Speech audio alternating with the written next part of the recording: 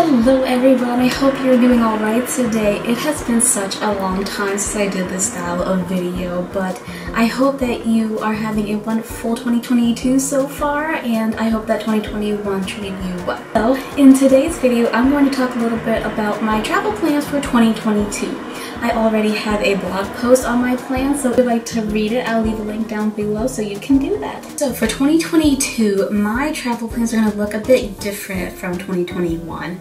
If you saw my last video on my travel bucket list for 2021, I think that's what it was called or something similar to that effect, I basically outlined, I don't know, like 7 to 9 places that I wanted to travel to throughout the year. For the most part, I actually did manage to get to all of them.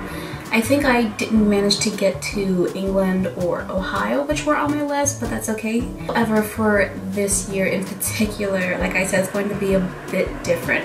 And why it's going to be a bit different is because I'm not going to be taking as many trips as I normally would. I'm going to be limiting myself to 3 trips this year, mostly solo trips if I'm able to do so. And the reason being is because I am planning on saving up for a big trip in about 3 years. And I already have this up on my coffee page, Buy Me a Coffee, if you would like to check out that article.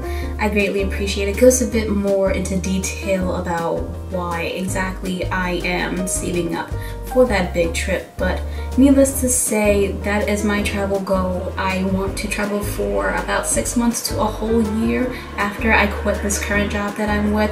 But that being said, I am starting from right now with just limiting and budgeting myself with the amount of trips I take throughout the year and how much I pay for each trip. So for the 3 trips I would like to take, most of them are going to be in the States. Well, 2/3 of them are going to be in the state, and then I would like to do 1 international trip. And if you probably haven't guessed already, my 1 international trip that I would love to do is to make it over to England. Now with this new, COVID variant, I'm not quite sure if that is going to be doable this year, but we will see. We'll cross that bridge when we get there at this point. But I would still love to make it over there. I love London. I would love to go back and visit, and I am hoping that this will be the year that I can do that. Besides London, the other 2 places I would like to go to are Wyoming and Colorado. I'm sure all of you have heard of Yellowstone National Park, which is in Wyoming. Actually, it's like typically in about 4 states, but I would like to go to Wyoming, not only just for Yellowstone National Park, or at least explore that portion of it in the state, but I would also like to just drive throughout the whole state as well. It looks so beautiful.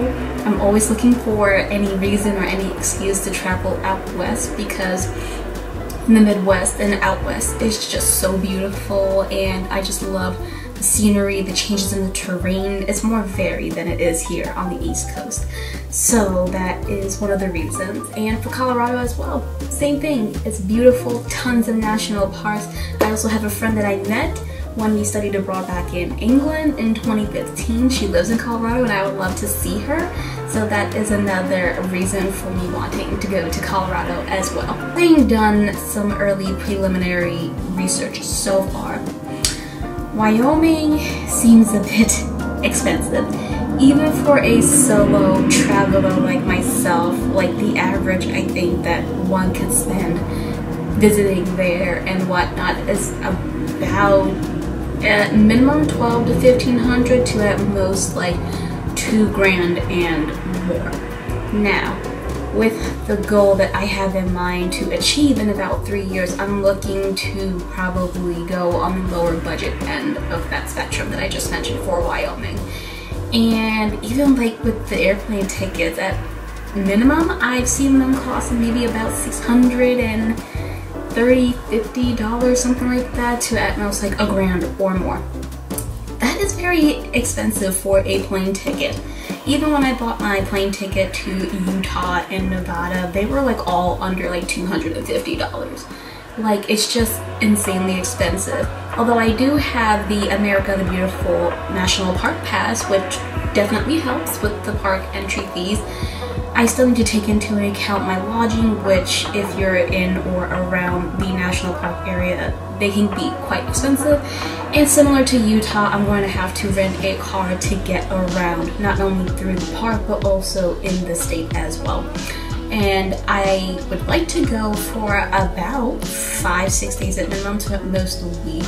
That's going to be kind of expensive, so altogether I'm looking at spending like about 2 to 3 grand on just that one trip, and I can't really like justify spending so much money in just one go, and I'm just staying here in the USA. You know, I mean, I would like to do, if I'm able to budget it down and get it down to lower cost, that's awesome. If not, you know, it is what it is. I just have to go with another cheaper state, so that way I can save the bulk of that money for my bigger travel goal in the future. But when I did my research, well, some research for Colorado is definitely like a cheaper state. I have the Parks Pass, so I don't have to worry about, you know, spending extra money on fees, because that's covered for the whole year.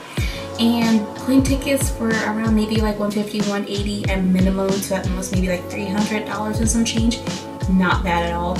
Lodging, not bad at all. If my friend would happen to want me to stay in her place even for a little bit, that's even better, you know. So I feel like Colorado is more of a doable state on a budget for a solo traveler like myself.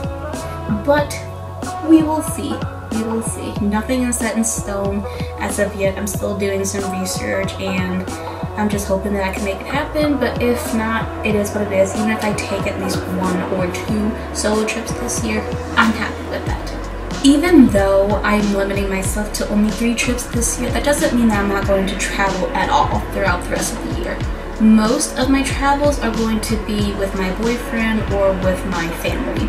For example, in November of this year, my boyfriend's stepsister is getting married, so we're going to be flying out to Arizona to attend her wedding. So things like that, you know, for family events, family trips, or just hanging out with my boyfriend, essentially.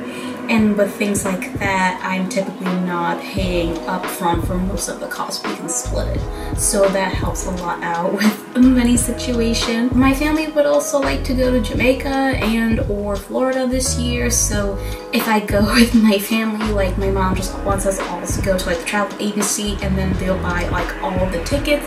They'll take care of the accommodation already. I just need to kind of help out with like food and whatnot, which is definitely doable. Plus, in addition to that as well, I'm also planning to do some more local travel here as well. So when I say local, I don't only mean in the state of Pennsylvania, which is where I currently live now.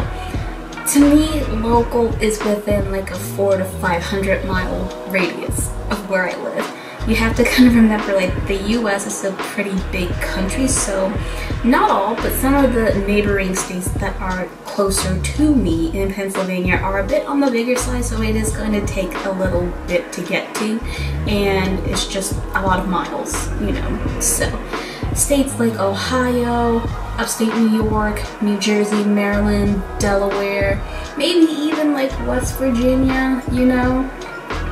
Those are all definitely doable. If not day trips, then definitely weekend trips. And because I would be driving my own car, all I have to worry about really is gas and tolls if I happen to take tolls. And not paying that much for accommodations if I'm only staying for a night or 2. But wait, there's more. So besides that, I would also like to do a lot more urban exploration. I already have a couple of videos where I kind of explored some abandoned places, but I would love to do more of that this year. With that being said, this isn't like the complete end of like traveling for me.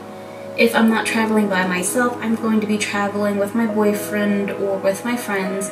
Or if not, I'm just going to be traveling locally and not going as far and spending so much money. It really does pain me to kind of do that because I want to like take a trip like almost every single month of the year. However, given how much money I spent last year just doing all of these trips, and whatnot. Not that I can't do it again this year. In theory, I can, but I'm really trying to take care of my finances now and save up from now, so that way when the time comes in the future, I am almost, or if not already, prepared, and I don't really have a whole lot of debt on my side. So that is just my line of logic. It's not for everyone, but I'm going to try to make that work for me. Now, for the 3 trips that I planned to take this year, if for some reason I cannot do them, if, you know, because of the new variant for COVID and whatnot prevents me from going to the UK, or if Wyoming is just really expensive and just not doable at this moment in time, I do have some other backups as well. The only other international backup I have is Mexico, because Mexico is like literally right here on the America's side, and it's not really too far away like, you know, the UK. However, most of my backups are going to be within the United States, so I picked states like, you know, Montana, Rhode Island, Maine, Washington, Oregon, South Dakota, Tennessee, Kentucky, and maybe a few other states. Basically states I've never been to before, honestly, and I'd like to get to all those states at some point, but they're kind of like, you know, on the back burner, like my backup states, honestly, because I really want, I've been meaning to go to Colorado for years, and Wyoming is so beautiful, and I've been wanting to do that for a long time as well. But if I can't do it, then, you know, it is what it is. You know, that's totally fine with me. Yeah, so that's basically it for my tentative travel plans for 2022. It's really not as intense, elaborate, or as long as my 2021 travel plans, honestly.